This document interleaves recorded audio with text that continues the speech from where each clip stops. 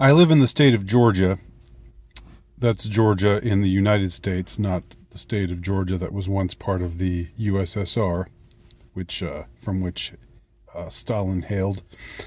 And in the state of Georgia, the Governor Kemp, has taken the lead pretty much as far as the entire nation goes, as far as I know, at starting to dismantle the lockdown. On Friday, there's going to be some businesses that, including gymnasiums.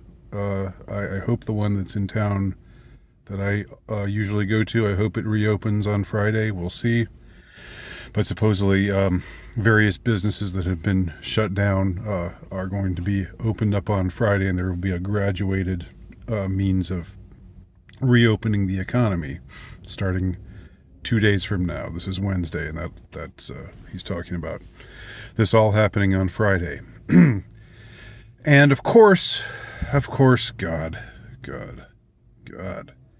I am so tired of those of you out there who are wringing your hands. I mean, first of all, I've talked before about how I believe this entire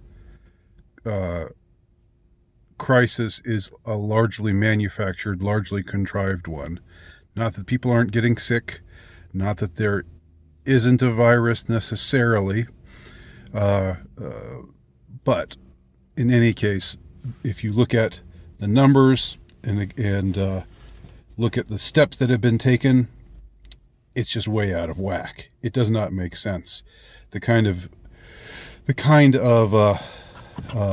dramatic, draconian steps that were taken, that were arrogated to themselves by those who see fit to rule over the rest of us, it simply doesn't add up.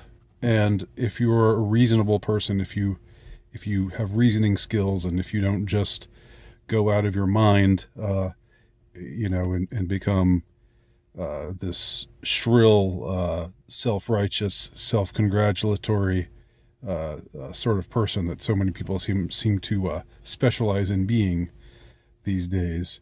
But if you just stick to the facts, just the facts, ma'am, well, it doesn't add up to wreck the entire economy, to make everybody except essential places shut down. It's going to have a massive impact on so many people. And I've talked about this before. I've talked about how everything is a trade-off.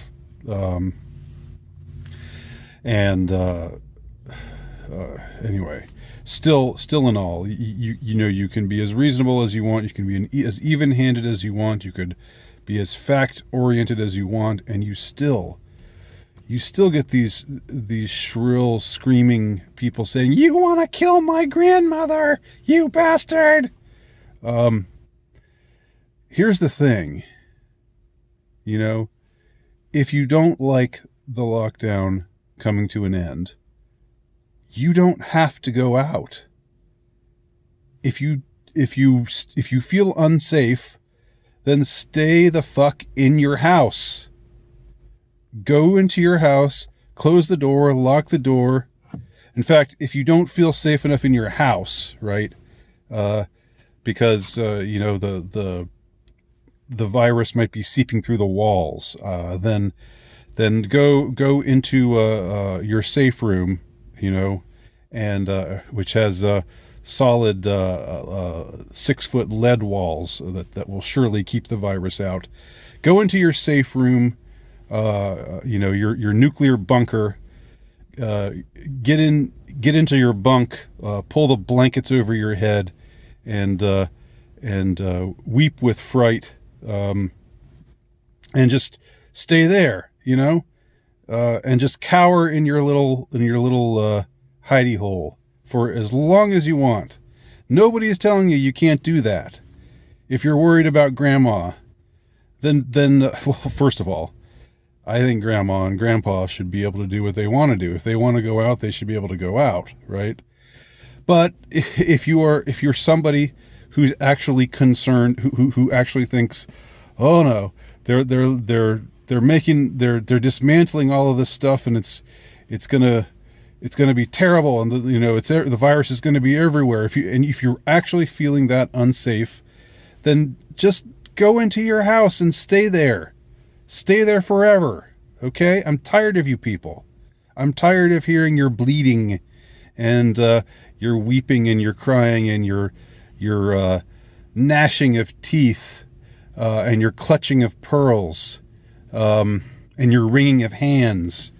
And I'm tired of the ways in which you try to pawn off guilt on other people for simply wanting to go places, simply wanting to have the freedom of movement, which we are, and the freedom to assemble, and the freedom to do things, which we have as God-given liberties.